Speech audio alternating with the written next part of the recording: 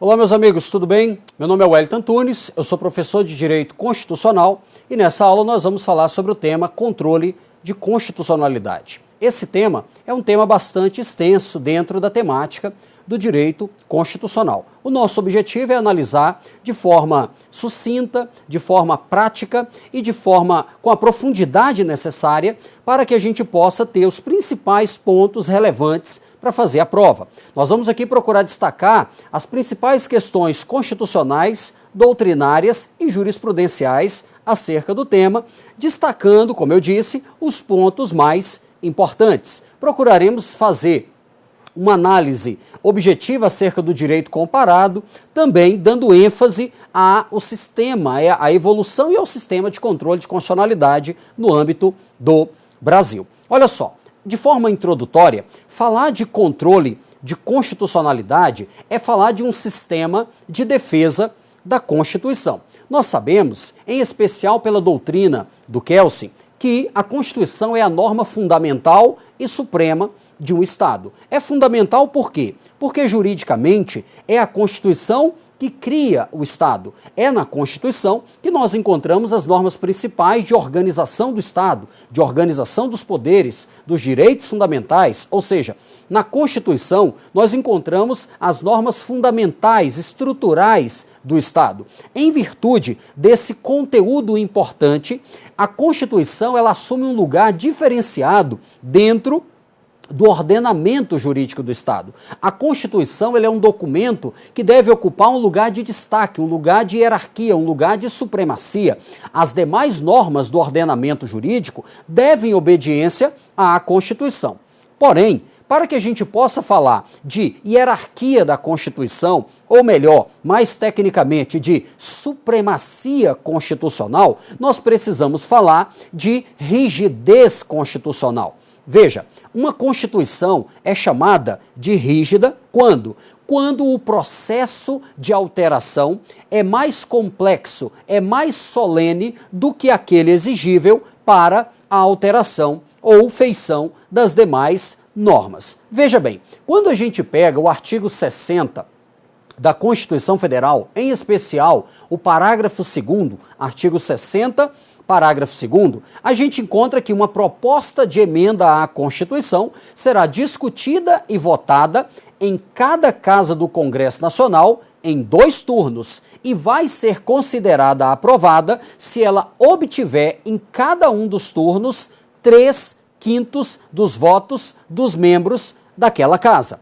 De novo, uma PEC, para ser aprovada, uma proposta de emenda à Constituição, tem que passar 2 vezes na Câmara, 2 vezes no Senado, e em cada uma dessas votações, ela precisa de 3/5 dos votos daqueles membros. Perceba que alterar a Constituição é muito mais difícil do que, por exemplo, fazer ou alterar uma lei. Uma lei ordinária, por exemplo, em regra, ela é alterada ou mesmo aprovada por maioria simples. É a regra básica que está no artigo 47 do texto constitucional. Uma lei complementar, ela exige um quórum um pouco diferenciado. O artigo 69 diz que uma lei complementar é aprovada por maioria absoluta. Contudo, mesmo se exigindo maioria absoluta, essa maioria ainda é relativamente simples se comparada à maioria qualificada que se exige para a aprovação de uma PEC. Então, o que acontece?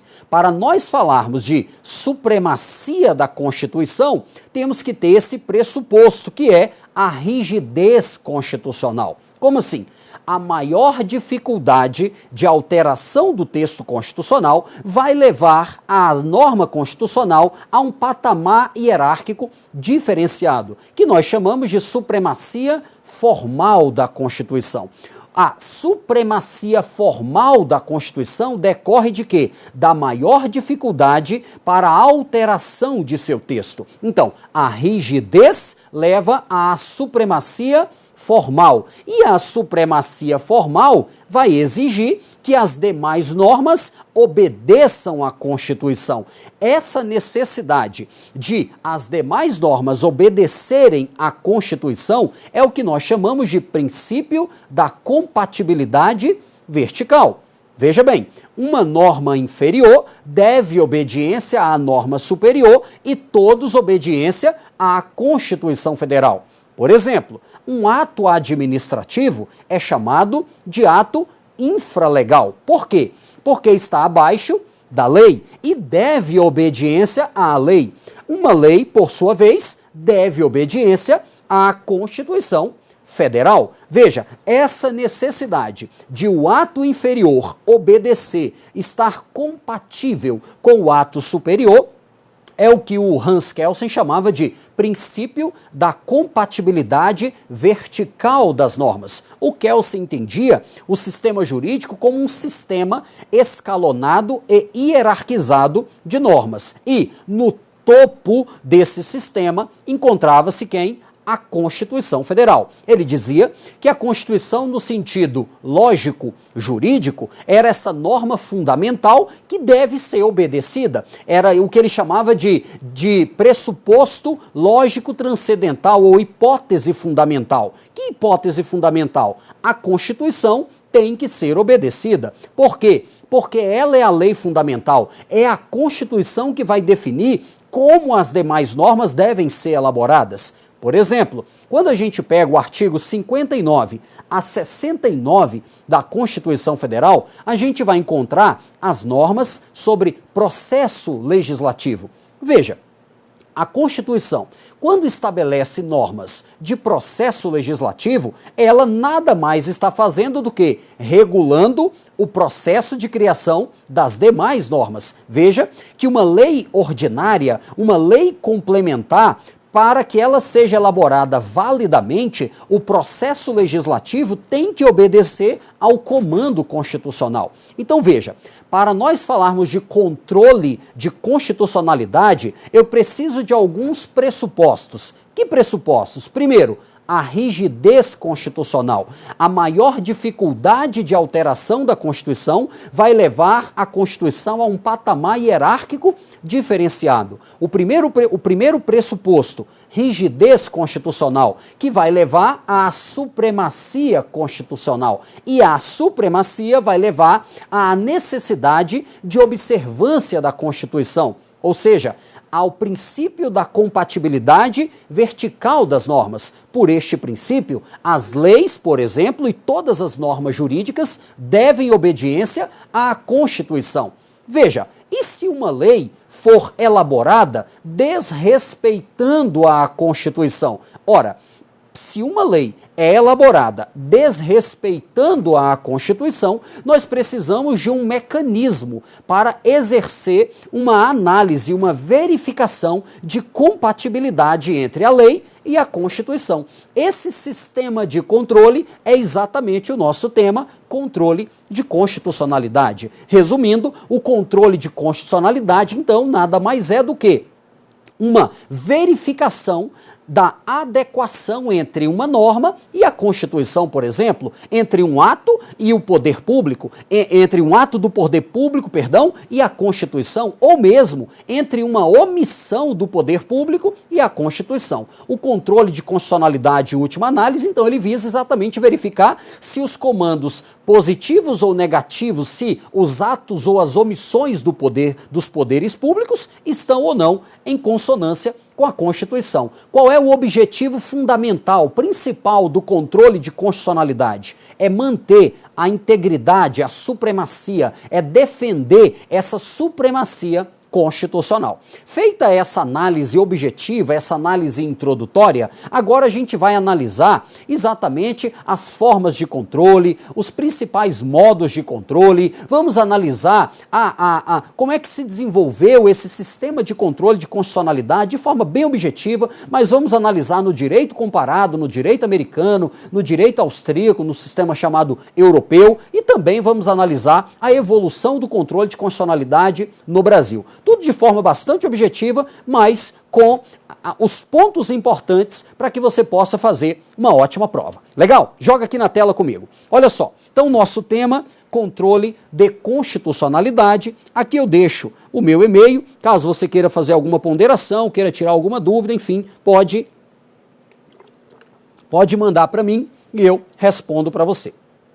Notas introdutórias. Aqui, então, só para deixar destacado, né, a gente viu o quê? Que o controle de constitucionalidade, né, ele visa o quê? Visa assegurar o quê? A supremacia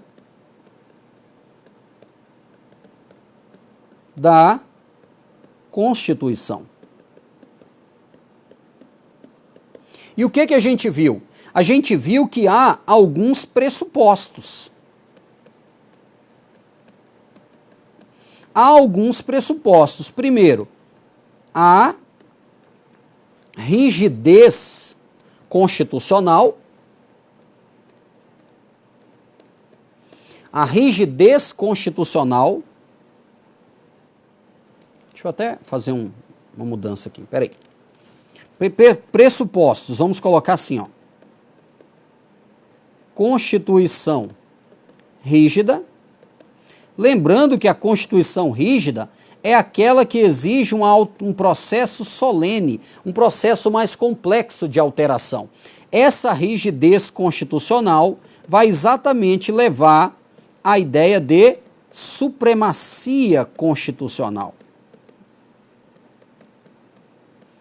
E a supremacia constitucional vai nos levar ao princípio da compatibilidade vertical das normas. O princípio da compatibilidade vertical das normas, na visão do Kelsen, o que nós temos? Se nós pensarmos nessa pirâmide como todo ordenamento jurídico, aqui no topo nós temos a Constituição Federal, depois nós temos as leis, depois nós temos os atos. E o que acontece? Um ato é válido se obedecer quem está acima dele, porque o ato, ele é um ato o quê? É um ato infralegal. A lei só é válida se de acordo com a Constituição. Essa lei nós chamamos de ato infraconstitucional.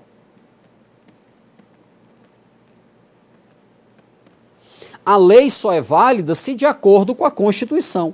E a Constituição é o fundamento lógico de todo esse ordenamento jurídico. A Constituição é que deve ser obedecida. Então veja que todos devem obediência à Constituição.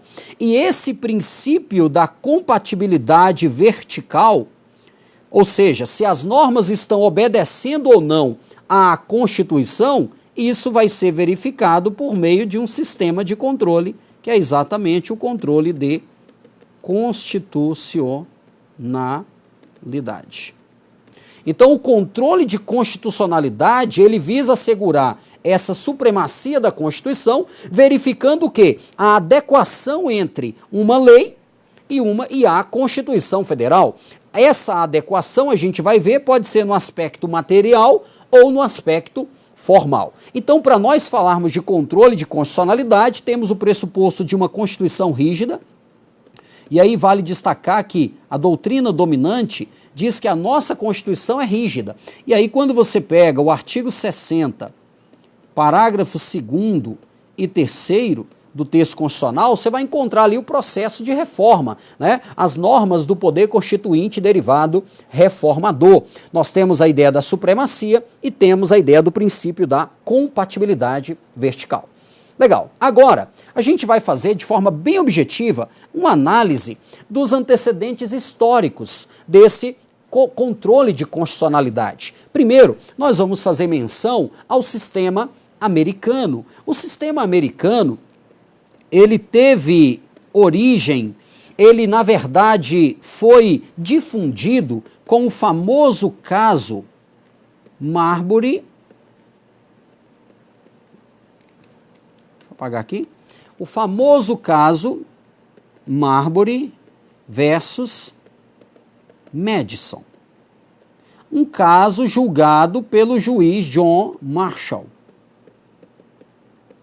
Esse juiz, que era o chefe da Suprema Corte norte-americana, ele julgou um caso envolvendo o Marbury, que era um possível candidato a juiz de paz, e o Madison, que era o secretário de Estado à época, que não aceitou a nomeação de alguns juízes de paz. E aí, o que acontece? Esse caso foi levado à Suprema Corte e o juiz Marshall, para analisar esse caso, ele teve que verificar a compatibilidade entre uma Constituição, entre uma lei, perdão, e a Constituição dos Estados Unidos. Na verdade, essa lei, ela atribuía uma competência à Suprema Corte norte-americana. Essa lei atribuía, né, uma competência nova à Suprema Corte norte-americana. E aí o juiz John Marshall entendeu que somente a Constituição poderia estabelecer essas competências da Suprema Corte e que por isso essa lei era uma lei inconstitucional. Esse caso, ele foi julgado em 1803. E aí, doutrinariamente, se coloca esse marco, né? Essa data como um marco do surgimento do controle judicial, né? Aqui, ó, do controle judicial de constitucionalidade. Só que detalhe, esse controle americano, ele é um controle, primeiro, difuso, ele é um controle incidental, ele é um controle subjetivo e ele é um controle judicial. E aí o ponto importante que eu quero destacar é que o controle de constitucionalidade americano é um controle difuso. O controle americano é um controle difuso. Por que difuso? Porque qualquer tribunal pode fazer. Por que esse controle americano é incidental? Porque o pedido principal não é o pedido para declarar a inconstitucionalidade da lei. Esse pedido de declaração de inconstitucionalidade é um incidente, é um pedido pré-judicial, ou seja, é um pedido que vai ser analisado antes do julgamento do mérito. Veja que o juiz John Marshall falou assim, para eu analisar o pedido principal, que era o pedido do Marbury para ser nomeado juiz de paz, o Marshall diz assim, antes de eu analisar o pedido principal, eu vou analisar um incidente. Qual é? Ele entendeu que essa lei era uma lei inconstitucional porque atribuía uma competência à Suprema Corte norte-americana. Veja que o pedido, né, a análise da inconstitucionalidade foi uma análise incidental. O controle americano, além de difuso e incidental, é um controle subjetivo. Por que subjetivo? A lei só vai ser levada a controle de constitucionalidade se houver um caso concreto sendo discutido. Veja que aqui nós tínhamos um caso concreto.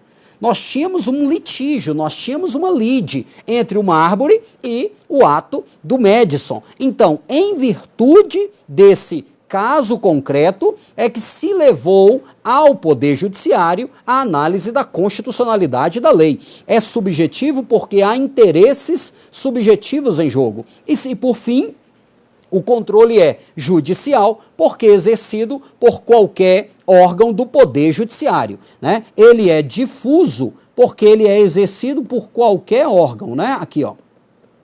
Qualquer órgão do Judiciário. E daí, como é qualquer órgão do Judiciário, deixa eu voltar aqui, qualquer órgão do Judiciário, se diz que o controle é difuso. Uma questão importante, só para eu fechar, veja que eu estou analisando de forma bem objetiva. Uma questão importante é, 1803 é uma data tida como o marco, porém, diversos autores, e isso já foi cobrado em prova, dizem que antes dessa data, algumas cortes, em 1782, em 1787, algumas cortes de Virgínia, da Carolina, já tinham também declarado a inconstitucionalidade de leis que feriam a Constituição. Detalhe, em 1803 o que houve, segundo a doutrina dominante, foi a formação da base teórica. Joga aqui comigo.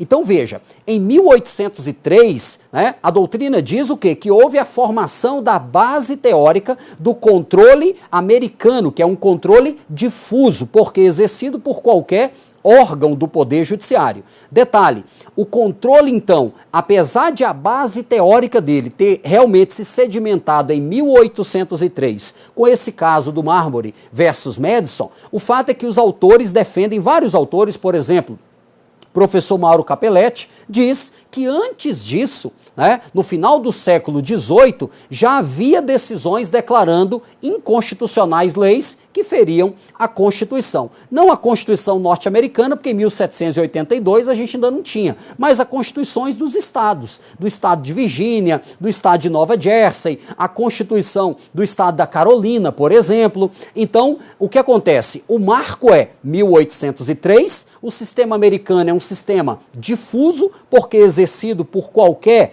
tribunal do Poder Judiciário, qualquer órgão do Poder Judiciário, melhor dizendo, é um controle incidental, porque o pedido principal não é a declaração de inconstitucionalidade. O pedido principal é o pedido da parte. No nosso caso, era um pedido do Marbury. E para analisar esse pedido, o juiz teve que se debruçar acerca dessa análise prejudicial, que era a constitucionalidade ou não dessa norma que atribuía competência à Suprema Corte. É um controle subjetivo, porque interesses subjetivos estão envolvidos e tem que haver um caso concreto, um litígio, para que a lei seja submetida a controle de constitucionalidade. Por fim, o sistema americano é judicial. Por quê? Porque somente o Poder Judiciário que exerce controle de constitucionalidade. Agora, nós vamos analisar o chamado sistema europeu ou sistema austríaco. Vou fazer os principais destaques. Legal? Joga na tela aqui comigo.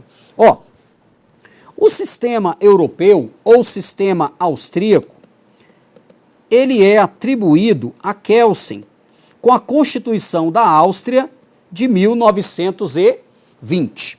O sistema europeu ou austríaco é um sistema tipicamente concentrado.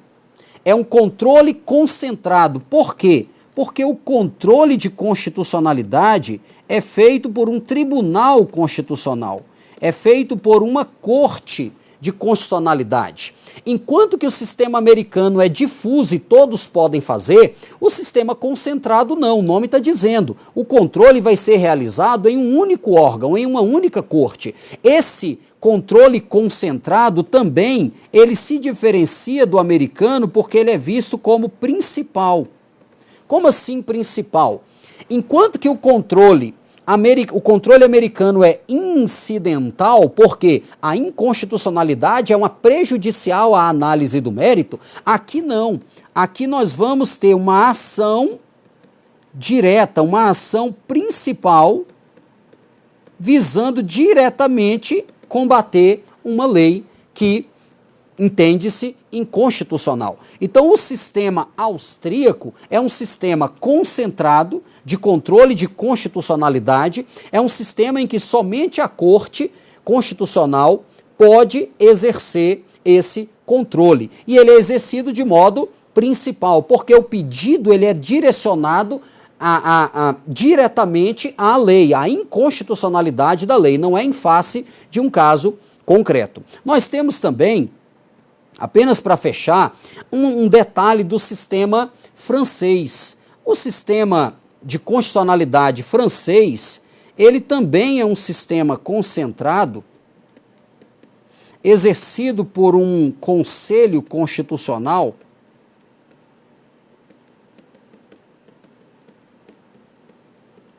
só que o sistema francês, ele tem uma peculiaridade. Em regra,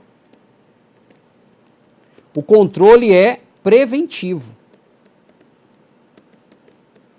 E esse conselho não é do Poder Judiciário. Aqui nós temos um chamado controle político de constitucionalidade. Então, em regra, os projetos de lei são submetidos a controle de constitucionalidade. O sistema francês, ele é exercido pelo Conselho Constitucional e, em regra, é um controle preventivo. Em 2008, houve uma mudança no sistema de controle de constitucionalidade da França, e aí houve a instauração da chamada questão prioritária de constitucionalidade. Essa alteração que houve em 2008, na verdade, ela houve para quê? Para permitir o controle, vou apagar aqui, permitir o controle repressivo.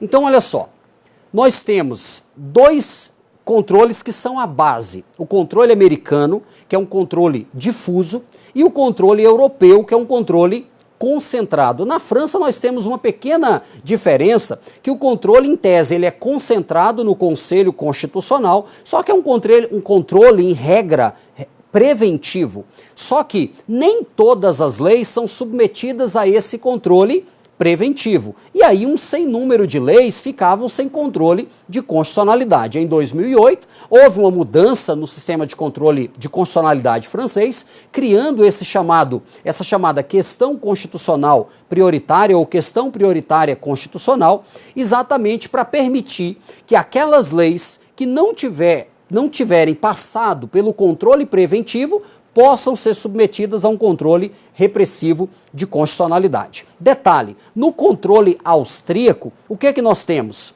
Um controle concentrado e somente algumas autoridades específicas podem levar ao Tribunal Constitucional esse pedido, né, essa ação principal acerca da constitucionalidade ou não de uma determinada norma. Na Alemanha e na Itália também é adotado o sistema europeu, o sistema concentrado, com uma pequena diferença. Na Alemanha, qualquer juiz, e também na Itália, qualquer juiz pode submeter à Corte Constitucional as questões de inconstitucionalidade. Enquanto que na Áustria apenas algumas autoridades do governo federal e algumas cortes específicas podem submeter esse pedido de controle de constitucionalidade ao Tribunal Constitucional, na Alemanha e na Itália não. Qualquer juiz, veja, qualquer juiz pode submeter o pedido ao Tribunal Constitucional. Perceba que a Alemanha,